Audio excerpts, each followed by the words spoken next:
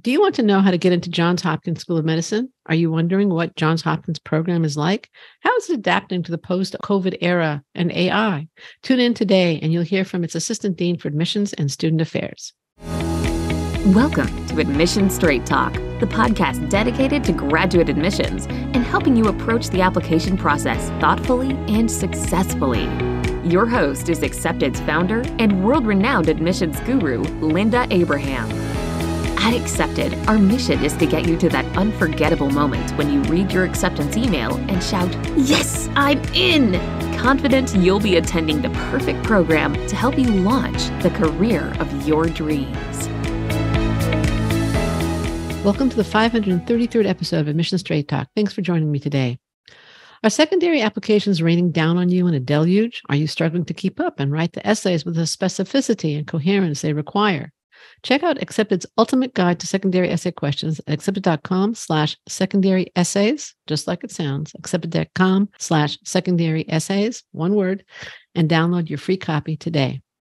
Today's guest, Paul White, Assistant Dean for Admissions at Johns Hopkins School of Medicine, attended Yale for undergrad, Georgetown for his law degree, but he has worked in admissions both undergrad and medical school since 1988. Since 2012, he has served the applicant community as the Assistant Dean for Admissions at Johns Hopkins. He was last on Admission Straight Talk in November 2020 when the pandemic was raging. People were hunkering down and working and attending school at home. I'm thrilled that the pandemic seems to be in the past and that today, Paul White has found time to join us again. Paul, welcome back to Admission Straight Talk. Thank you very much, Linda. Nice to see you. Can I make one correction, though? Absolutely. Yes, I actually started in admissions June of 1979. Oh, my goodness. And then took a 4-year break in which I worked and then went and got my JD. So I'm in my 40th year in admissions. I came back to admissions in 1986. But if you go all the way back to when I started, it was 1979. Wow, that's when I got my MBA. Oh, okay. So I've been doing my medical school admissions since 2000, the year 2000. Okay. So all total, I'm in my 40th year of admissions of the last 44. Okay, great. Well, you obviously have a lot of perspective, experience, and expertise to share. And I'm glad you corrected me. No problem. So, all right, great. Can you give an overview, just to start, of the Johns Hopkins School of Medicine program, focusing on its more distinctive elements?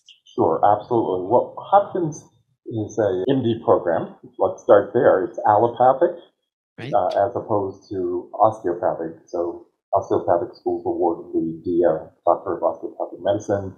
Hopkins is one of 160 plus allopathic schools in the U.S. that awards the MD. We've been around since, I would say, 1893 or so as a medical school. We were one of the first medical schools to establish the need for prerequisites.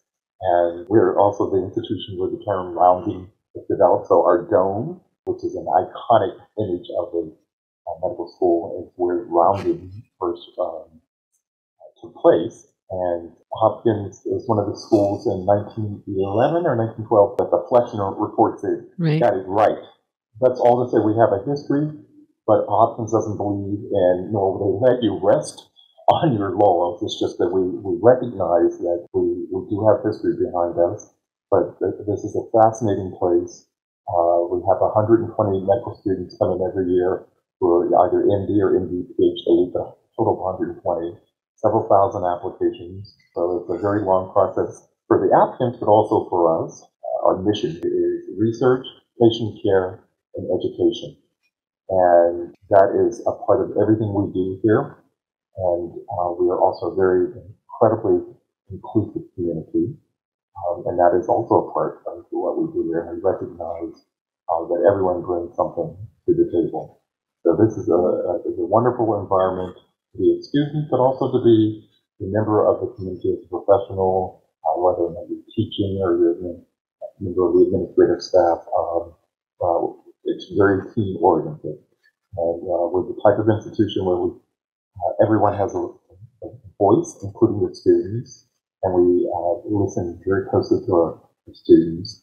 And we also really require that they honor the patients that they work with. So you have to be very service-oriented and culturally competent to really exist there. But it's very much a team environment here on all levels. All right, great. Thank you for that answer. That's great. Last time you were on Admission Straight Talk, I mentioned it was the height of COVID. COVID had dramatically changed our world, including admissions. Today, I'd like to ask about AI and ChatGPT, which are definitely also changing our world, and specifically the impact of those two technologies on medical school admissions. And actually, they're I think, very much one and the same. ChatGPT, to my limited understanding, is a form of or uses AI. Now, medicine is using AI, as I understand it. Medical practice is using AI. But are you concerned about applicants using ChatGPT? Well, I am. Yes, I am. Let's just put it that way. Okay. I am concerned because if you're applying to the medical schools, it should be based on your own ideas, your own creativity, and not something that is generated by ChatGPT. Right. Number one. Number two, AI, which is all part of that, is certainly being used even by some medical schools in their admissions processes. We're not using that. In fact, there hasn't even been any discussion about it, partly because it's so new. Right. But also, one of the reasons why I work for the institutions where I've worked for the past 40 plus years is because we spend a lot of time looking at the individual and looking at the individual application, and we don't read people out, we don't pre-screen, so we're really looking truly holistically. And when you're using something like AI, for instance, you may be using an algorithm to determine who should be getting a secondary, or who should be getting an interview, or who should be getting admitted. That's for the committee, and that means a full discussion. And if it's only done by the use of an algorithm, I'm not sure if that's really fair. Okay. Sorry, that's one answer. The other answer, though, to get back to the use of chat, I really think it should be the student's own ideas. And frankly, I'm not well versed enough, but I just don't think it's as honest, frankly, if you were to resort to something like that. Right. I've played with it a little bit, and one of our consultants played with it a little bit more. And she's a trained journalist. She basically tried to get it to produce an MBA essay, and the amount of work that it took her to get it to produce anything of quality was almost as much as it would have taken her to draft the thing herself. And so, you kind of have two risks to AI from my perspective. One is that they write an essay that's much better than the applicant could write on their own. And the other is that it does a much worse job than the applicant would do on his own. So it's a double-edged sword. Yeah. Well, and I also think, Linda, that some people have more privilege than others and more access to the kinds of tools and devices that would allow them to do that, to give themselves perhaps an unfair advantage in the process. And I just, the whole reason why I got into admissions 44 years ago is I wanted to level the playing field. Do you feel you've done it? I think so. I certainly made the effort, and I think the institutions where I've worked on just very briefly, I gave a talk to a summer program here a week ago. The days fly by. So I just realized it was just last Friday. And the faculty member who invited me to speak to the students came to talk to me afterwards, and she said, I just want you to know, we knew each other because I'm on the Education Policy and Curriculum Committee there, which she was serving on.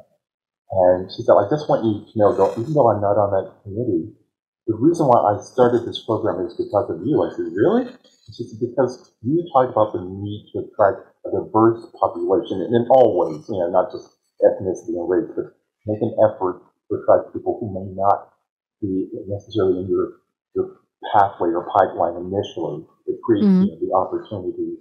And she's done that and done it beautifully. And I'll be perfectly honest, I was stunned that she said that I had inspired her and others to do that. So, well, that must be very gratifying. It is gratifying. It was surprising, to be perfectly honest, but that's one of the remarkable things I like about this institution. If you are committed and you know your field and you've achieved any type of success, other people here will recognize that. And so it isn't just that I see someone who's got an amazing surgery or analysis of a disease, but it's recognizing people who know their profession, including admission. Right, for sure. Let's turn to the Johns Hopkins application process, and specifically the secondary application. Now, you have a very thorough secondary asking for 5 essays, I think 2,500 characters maximum each for the essays, except for one that's a little bit shorter. What do you glean from the secondary that the primary doesn't provide? That's a great question. And I think every school has, just about every school has a secondary. Oh, they almost all do, yeah. Right. The secondary, for my money, should tell you what our values are by the questions we ask. Okay. All right. And those questions, excuse me. Yeah. We're near a hospital. Right. Those questions should give you an indication what we consider important as an institution here. Yeah, of course. And they also fit, Linda, with the AAMC's interpersonal and intrapersonal competencies. So again, we're looking at more than just MCAT and GPA. Mm-hmm. We're looking at what you will bring to the table. Mm-hmm. We want to get a sense of your sensitivity to people who don't look like you. We want to know if you've ever had to demonstrate resiliency or overcome something. Those are parts of our questions, and that's really important to us. And then if everything works out, we invite you for an interview, and I tell people, the interview isn't going to make or break you. The fact is, you had an interview. It's just that we can't take everyone, and the interview is one other tool in our toolbox to use, but it's not the only factor that we consider. I think I remember looking at the stats. By the time you get to the interview stage, it's about a 50% acceptance rate. Is that correct? Yeah, it's close. That is close. Yeah, it was very close to 50%. We accepted 264. That includes the MD, PhD, and the MD, and the MDs who come off of the wait list. Right. Okay. So, and our class is 120. We've accepted 264. It's a yield so far of about 45%. Right. Okay. Right. So if you get to the interview, we invited to interview just about 592 total, and we've admitted 262. So it's more of a third to 40%, if you ask me. All right. So maybe I was looking at the stats for last year. Last year, that's okay. And that was a higher number admitted off the wait list. Okay. Yeah. I wish it were a flat line, but it isn't. You'd like 100% yield, I'm sure. No, not really. Okay. Well, if we did that, we'd be admitting a lot fewer. That's why I say That's true. That's true. Yeah. I wouldn't want everyone, but it's just that there's no way. I tell the committee all the time, the class is 120. We're not admitting 120. We have to admit more because these are applicants, especially for institutions like Hopkins, who quite rightly get into multiple institutions. Sure. So the competition to get into your school is tough, and the competition to attract the applicants that you want to accept is also tough. That's right. But another way of looking at this, though, Linda, is our applicant acceptance rate is 6%. For those right. Yes. The secondary. So when you say, well, your chances are really high, that's true. But we only invite the interview 15%. That's where the real right, exactly. That's where the real so you got to get to the interview, and then only 6% of all applicants who submit the secondary. I'm not even counting the MCAT though. Right. I'm talking about those who complete. Is roughly 6%. Well, I had another question planned to ask this later, but since we're talking about, we're going to ask it right now. So you have the primary, you have the secondary, and you have to go from 4,500 applications, let's say last cycle, down to 500 interview invitations. So that means you got to knock out about 4,000 applications. That's right. What makes an applicant jump off the page of the application? What makes them come alive for you? What makes them attractive? That's a great question because what I will tell you, and partly, and I told the group that I met with today is we have committees. And one of those committees is called the screening committee, right? Yeah. Now, maybe it's because I work very closely with that committee and I'm a member of that committee as well as the larger committee, but there are only 8 of us who screen all those applications, and I read close to 50% of those. Wow. 40 plus percent. 40% as a primary reader, and then the rest I will second read everyone or third read if necessary. So everyone gets at least 2 reviews and sometimes 3. And oftentimes I'm the third reviewer. but I also did it first review. We always start the year, which we'll do in a couple of weeks, with an overview of the class that we just attended. So they have an idea what stood out. We could possibly do better in some areas, but there were no quotas. It's interesting that we work with people all the time. So what are your targets? I want a class of 120. Tell me, no, I want a class of 120. That's my target, right? What bucket do I belong in? What bucket will I fit in? Exactly. But everyone comes at it from a different perspective. We have researchers who are screeners for us. We have physicians, clinicians, obviously.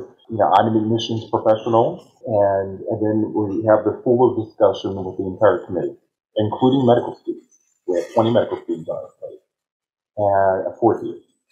And I tell the committee, look, let's start with, we are a medical school. We want people who understand or have an inkling of an understanding of patient care. If they don't have that, that's going to be a problem. So we look for clinical exposure. Right. And for us, that's a fairly significant part of the evaluation process. We certainly look at academic excellence, but the committee doesn't. Once they get to the interview, they're not even asked to evaluate that. Isn't that interesting? Yeah. They figure, well, we don't even have to look at their MCATs or GPA. This is the committee, the screeners have said this person has significant clinical experience, or significant leadership, or significant community service, or significant research. And some have all those things. That's the beauty of our applicant pool. That's what they bring to us. So it allows us to be somewhat selective as a result. Sure. And occasionally they'll say, but this is a wonderful person. And I tell them there are a lot of wonderful applicants out there. We can't interview them all. We just can't. So we look for the outliers, frankly. The outliers in terms of those three qualifications: clinical exposure, community service, and research. Well, there are more things, but that's part of it, right? Because if they don't have those things, they're the outliers. That's what I'm saying. Right. They have to be within that, and be in the top in all those categories, or in much of those categories. Right. And then I assume that there are other nice to haves in the application. What are some of the nice to haves? Well, incredible letters of recommendation. Mm-hmm. Although, again, it's rare to find someone who gets a negative, but believe it or not, we do see it occasionally, and we're always surprised and appreciative, if they are being truly honest with us, and sometimes they're not, then we're thinking, that's interesting, we see some glitches here, and no one's brought it up. Because that person will not likely get to the interview stage. But if they do get to the interview stage, and you, as the interviewer, hasn't brought a great job, that's my job to bring it up to them. And, well, tell me about this. Okay.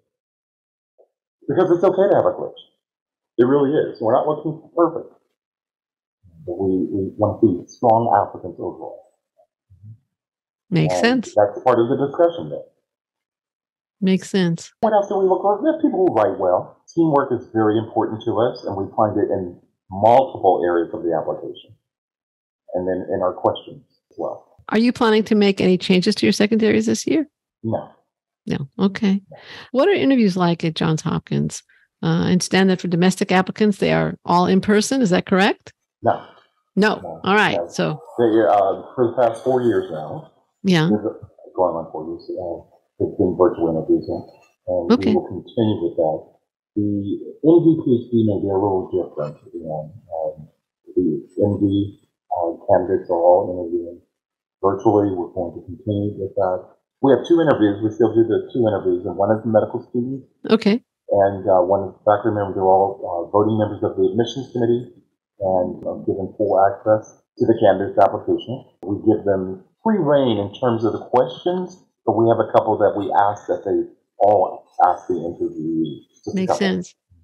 Is there opportunities for the applicant to learn about Johns Hopkins and is there interview days, or are they just? We hope so. We hope so. So, one of the things we've done since the pandemic, I used to meet with all the applicants. There were 2 of us who would meet with all of them either on a Thursday or Friday. If I did Thursday, she would do Friday or whatever. So we would do an orientation session with them. Now, since the pandemic, we sent out a video of yours truly giving an overview of Hopkins.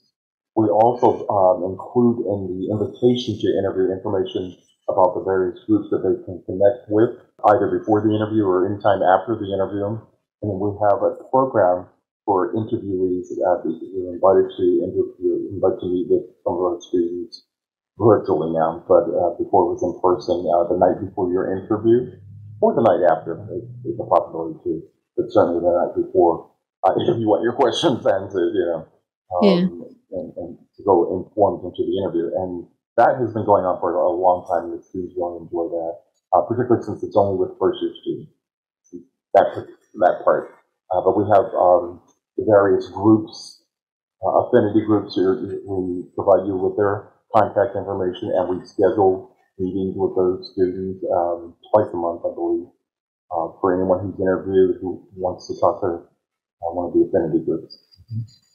Okay, so we great. try to give them lots of opportunities to engage and learn about Hopkins, other than from the old folks like me. So. Right, for sure. Now, I saw online that interviews end in late February. I mean, you've always been very good about putting out the timeline. Mm-hmm. When is typically the last date that interview invitations are sent out? I'll tell you why I asked this question. Everybody asks this all of them. Well, when it was in person, probably the last date would be the first week in February. With virtual, we literally sometimes invite people 3 or 4 days before the interview. Mm-hmm. Yeah, so I would say at least a week before is ideal. So mid-late February would be the latest? Mid-February to late February. That's certainly not the day before. Yeah, we want to get it heads up. But when it was in person, because of travel and so forth, we always did minimally 2 weeks in advance. Right. Minimum. The reason I ask this question is because there's this meme out there that if you don't have an interview invitation by Thanksgiving, you're toast. And every single admissions director I've asked says, no, we interview into January, February, and some into late March. I don't think anybody goes into April. So I always ask this question, and and that's why. Do you know where that's coming from? But Linda, do you know where that's coming from? There are some schools. Go ahead. Okay, go ahead. Medical schools. I think we're partly to blame, but I also think that there's a myth out there that it's best to get your application in as quickly as possible. I know of one really fine medical school that will even tell applicants, get it in as soon as possible. And they've done a statistical analysis to show that the acceptance rate is higher for people who apply earlier to that medical school. Now, what I would want to know is what's the profile of those students then? You see? Because in our experience, first of all, we wait for the verified AMCAS application. Of course. Which we won't get until tomorrow. Right. June 30th. That's the first day. And we will not look at it, trust me, and we don't pre-screen. But sometime after July 4th, we will start delivering access, acknowledging and then providing access to our secondary application. You can take however much time you want to get it in, as long as it's in my office by November 1st. Right? Really? Doesn't matter to you? It doesn't matter to me. I do not read anything into it. If someone waits until September, I figure there's a reason for it. And should some people wait? Absolutely. Absolutely. And I'm talking about someone who is having an incredible summer experience like the students I just spoke with. Mm-hmm. They're not going to be able to write that. We don't take updates. Right. We're serious about that. I don't want an update. Right. I want to know what you're doing, what you've done. Okay. And if you get invited to interview for Hopkins, I'm just talking about Hopkins. Right. Then you can provide an update after the interview. Okay. But before that, so if you're for any reason you're having an incredible summer experience, which I hope our summer internship program is for these students, and you want to write about it knowledgeably, then wait. Yeah. There's no disadvantage. We notify students. If you've been to my website, you'll see that we say we notify students mid-December, end of January, and end of March. I once heard or read on one of those, studentdoctor.net or interview feedback, one of the two. I think they've been combined now. That someone said if you're interviewing in January or February, you're interviewing for the wait list. Well, that's news. That was news to me. Okay. Yeah. Why bother, right? Why would we bother? Why would you invest in the interview? Why would you invest in the interview? And why would a student invest in it as well? Right. Instead, some of our most interesting students, we don't get to their applications until, in terms of the review, until December and January. And this is great. Wow, let's bring this person in. And we don't want anyone to lose interest in us, and don't take that as an indication of unlikely to be admitted. Some of our best applicants were taken in the last month. Fascinating. Absolutely wonderful people. So the reason I've usually heard from admissions people for getting the application in promptly, not before it's ready. Nobody says get it in sloppy. Yeah, Nobody says that. Ready. Right, that's right. Right. Mm-hmm. But if you can get in earlier, get it in earlier because there are more interview slots available. So do you hold interview slots for late in the cycle? We hold interview slots. In fact, we probably interview more people later in the process than earlier in the process. I see. Now, that's partly a reflection of when we start our interviews. We start at the end of August, and we will only bring in a few people sort of to get our toes wet, right? Because keep in mind, while some of the committee members are veterans, all the medical students are brand new, right? Right. And we always have new committee members, and so we don't want to overwhelm them. So we always start small, and then we start working toward a larger number by, I'll say, October, and then it gets even larger by January. So, I mean, if you were to look, I have a document right here, which I can't share, but I'm looking at the people who were discussed at the meetings, and the last 2 months, we had a huge number compared to the first 4 months. Wow. All right. Okay, that's good to know. That's just a different process. Every school's different. Right. Right. I'm glad it's not lockstep, and identical. I mean, I've worked at one other medical school, and, they asked me to come there after I'd been at Hopkins for a number of years, and I felt like I was on a different planet, in terms of what we were looking for, and I was able to learn a lot and bring it back to Hopkins when I returned 12 years ago, so... And that's okay. It was great. I think they learned something. I'm sure. I know I definitely changed their process. One of the things I found was they were pre-screening the AMCAS application to determine who would get the secondary, and yet 98% of the people were given a secondary. I said, why are you wasting your energy? Right, exactly. But no one had bothered to do that. And there were some other things I did to cut that down. And then I also found they were still interviewing the first week of May. I almost had a heart attack. The first week of May. In other words, the following May. Exactly. Yeah, I understand. That's ridiculous. Right. And back then, you may recall, and traffic rules were different before, CYMI or CYMS. And I would say, I said to the committee, this is not at Hopkins, I said, do you know about the May 15th deadline? Yeah, we have to let them know by May 15th. I said, no, they have to let us know, which means they have to have been interviewed and admitted.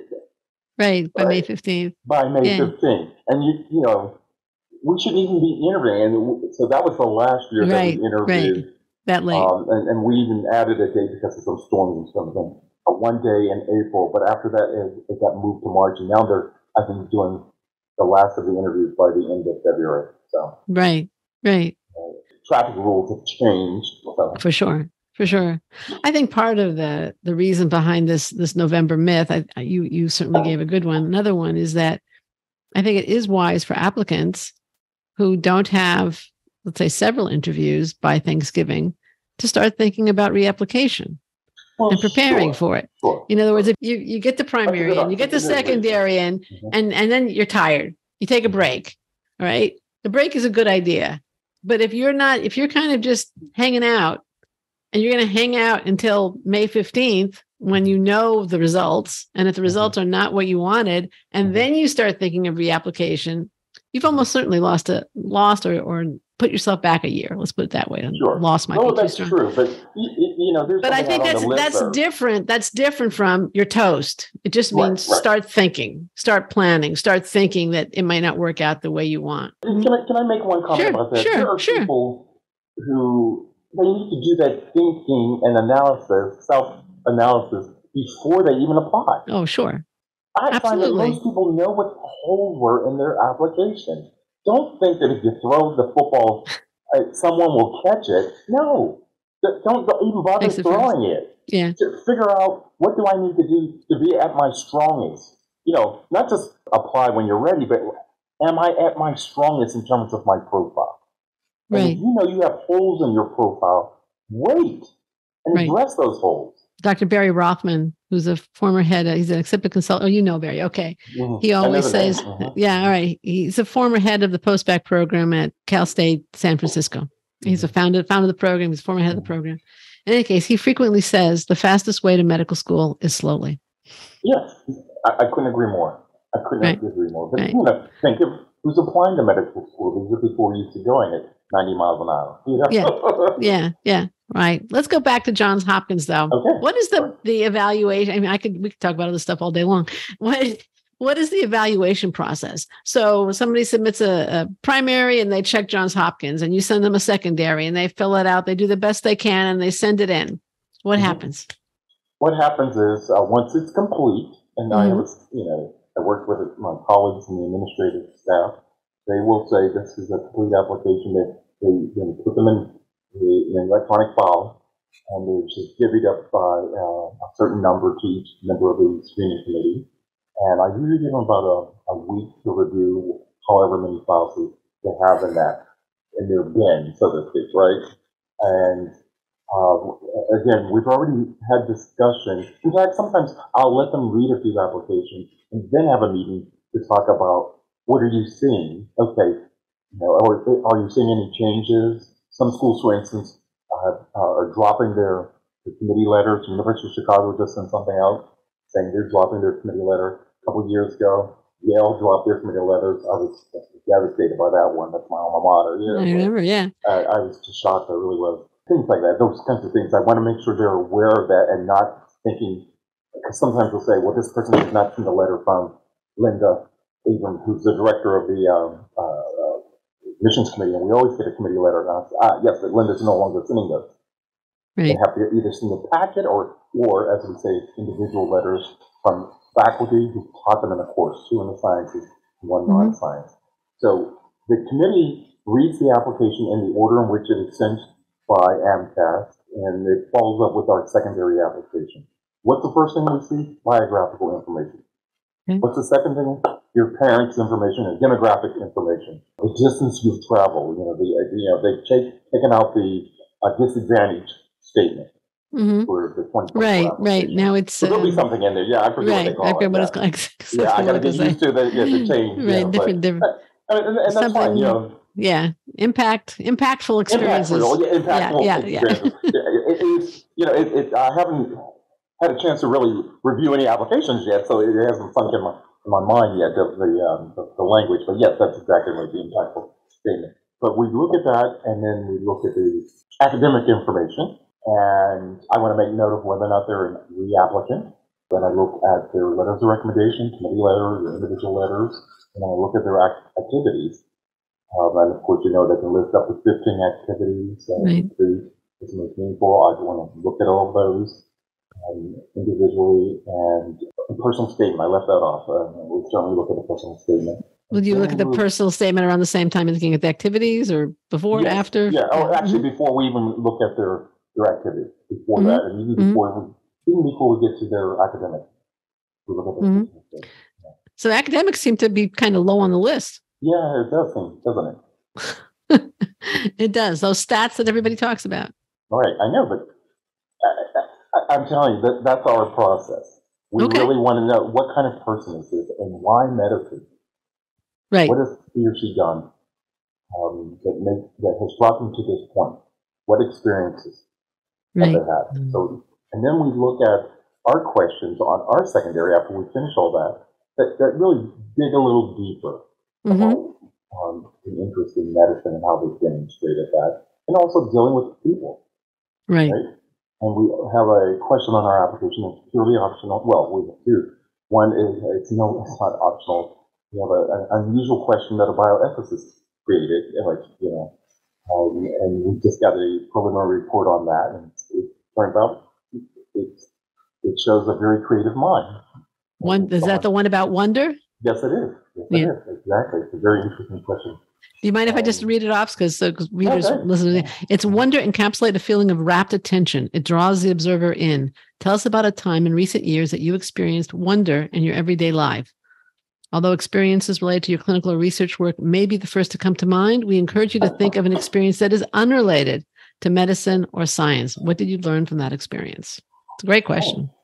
Well, if you know the woman who created it, she is a member of the admissions committee and is an incredible thinker.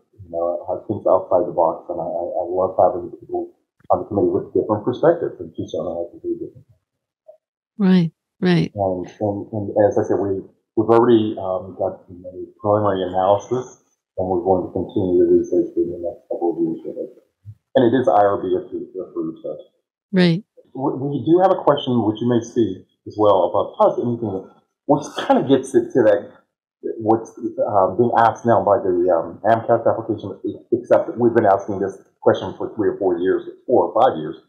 Tell us anything that is not already discussed. I want to know the distance they've traveled. Everyone's had a different lot in life. Everyone has a different perspective and a different experience that they can discuss. So this gives everyone an opportunity to share that. That is optional for us, though. It is totally optional, and I've even told the committee, do not hold it against if they didn't answer it, because it's optional.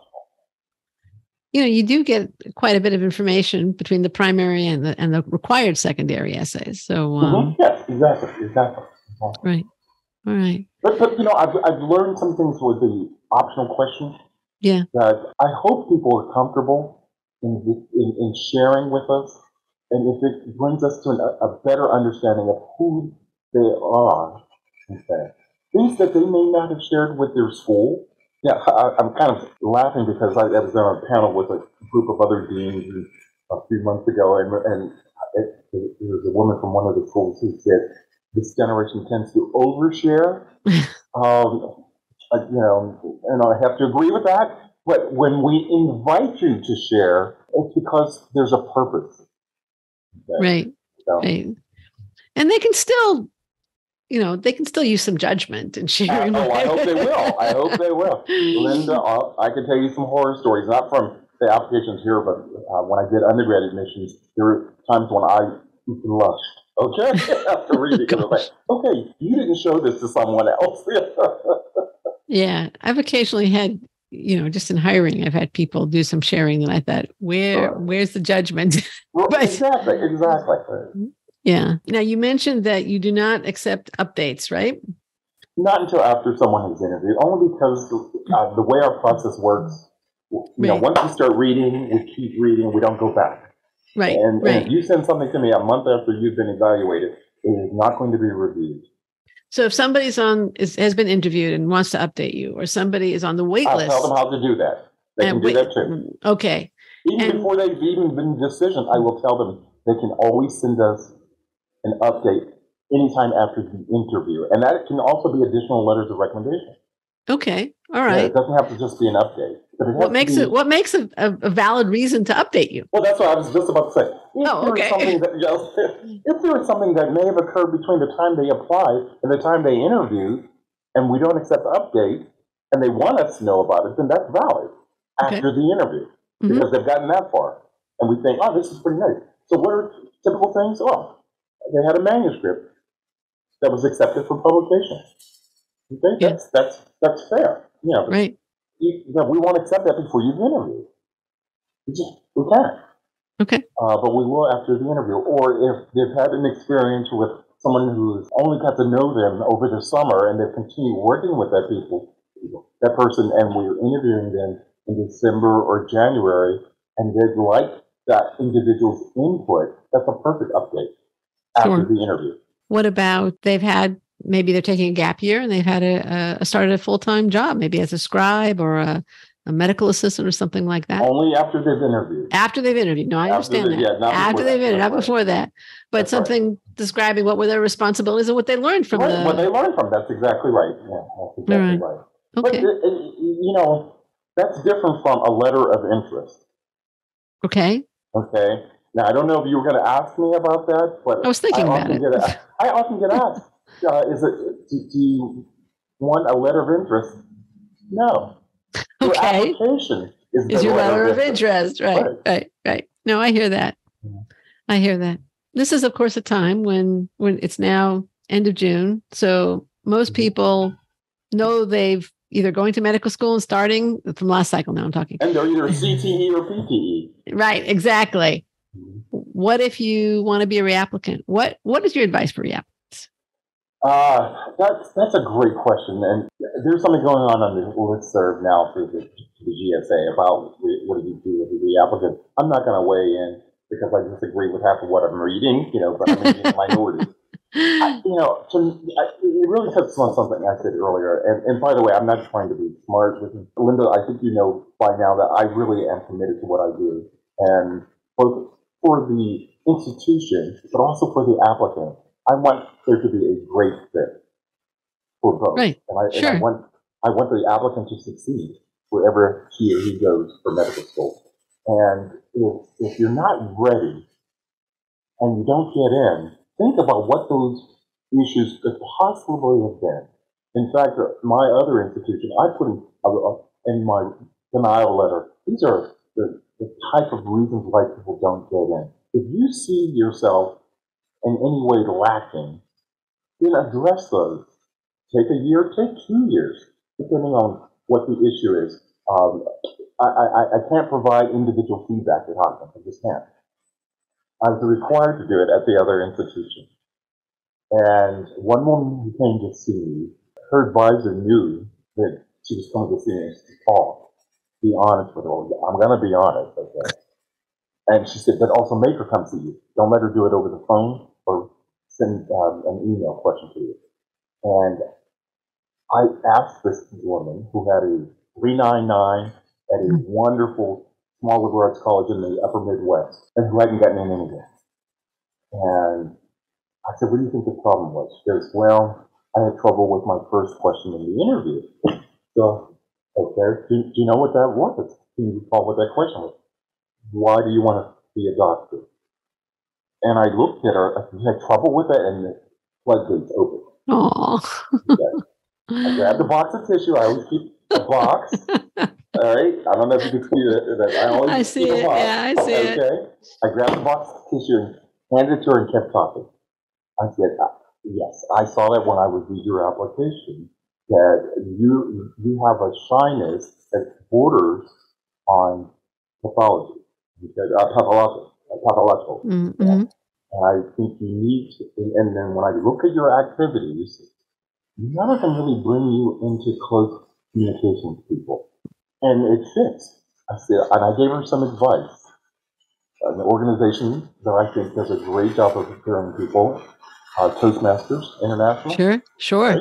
Oh, it's excellent. Yeah, it's excellent. I had an introverted roommate one year when I was in law school, and she did that, and she's now traveling the world for the U.S. State Department. Okay? Wow. So I know it can work. All right. This woman, And I told this applicant and some other things, and I said, and I don't want you to apply for a year. Take the year off, get some this and that. She applied the following year. She was interviewed again. They looked at my notes. I always wrote notes. And she did everything Paul asked her to do, and she's wonderful. And she's in. That's great. Great story. And it's a great story, but I think to me, it's a simple thing. Do some reflection before you reapply. Or even ask us. I mean, I had a guy who came to see me, was outraged that he didn't get in. God's gift to medicine? Well, my father's a doctor, and he said I should have gotten in with those grades and MCAT scores. Your father wasn't the applicant. And your father wasn't reading the application. Reading the application. And so I tell him, and he goes, well, that's okay. I said, excuse me? Well, I got into another medical school up there. Then why are we having this discussion? Yeah, really. And he just wanted to... Yeah. And you know what that told me? We made the right decision. So, yeah, I'm sure you didn't have any regrets there. No, none. No. Yeah. We sometimes talk to reapplicants. Sometimes they want us to tell them what they want to hear, which is frequently something along the lines of, I know my MCAT was low. I retook the MCAT. My essays were great. I don't have to do anything else. And I always tell them, if you just resubmit, and tell me if I'm wrong, if you just resubmit your essays from your last application cycle, you are not able to show any growth. Thank Big you. dynamism. Exactly. That's one of the things I saw as someone said, well, no, they can send in the same application. No, there should be some changes. I couldn't agree more.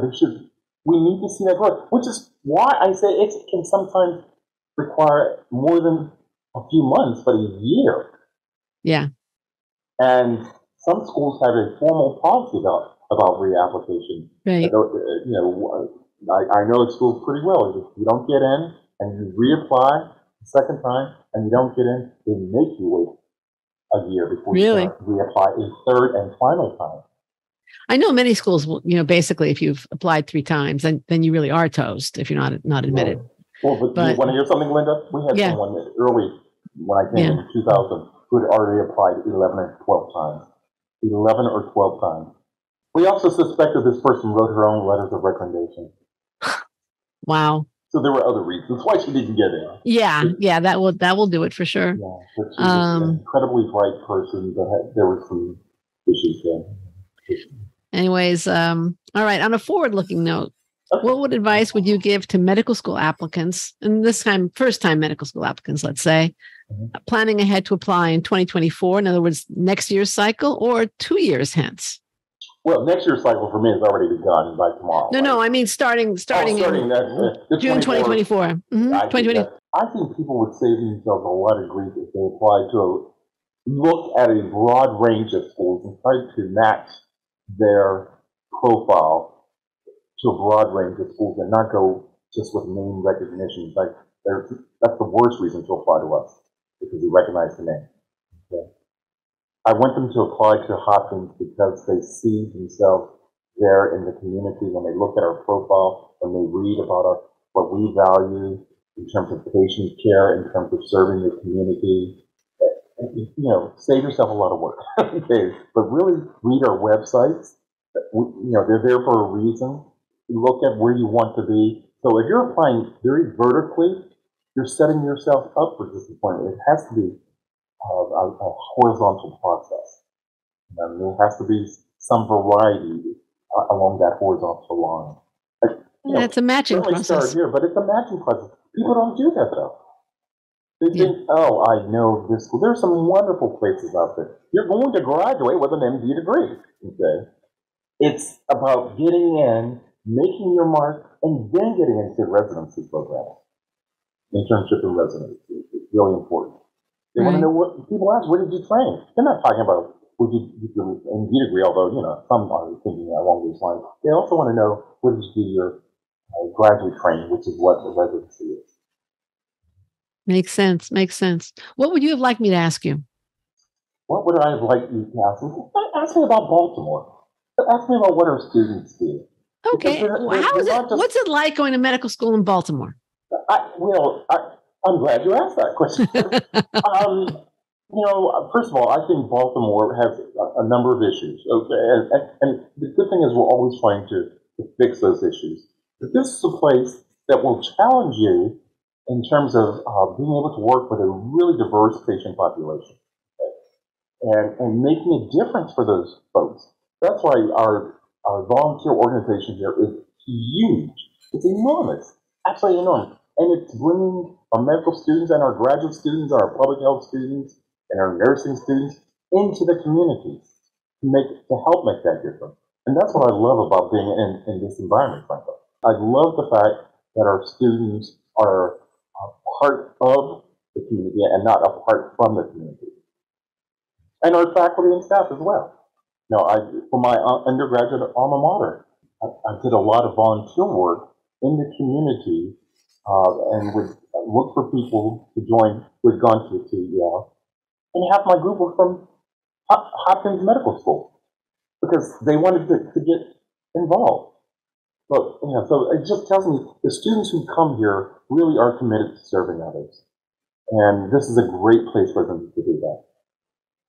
Wonderful. Thank you so much. Paul, I think we're almost out of time. I want to thank you again for joining me and sharing your expertise and your 40 years of experience. There's a lot of wisdom here. I know you're extremely busy. This has been just delightful. Where can listeners learn more about Johns Hopkins School of Medicine?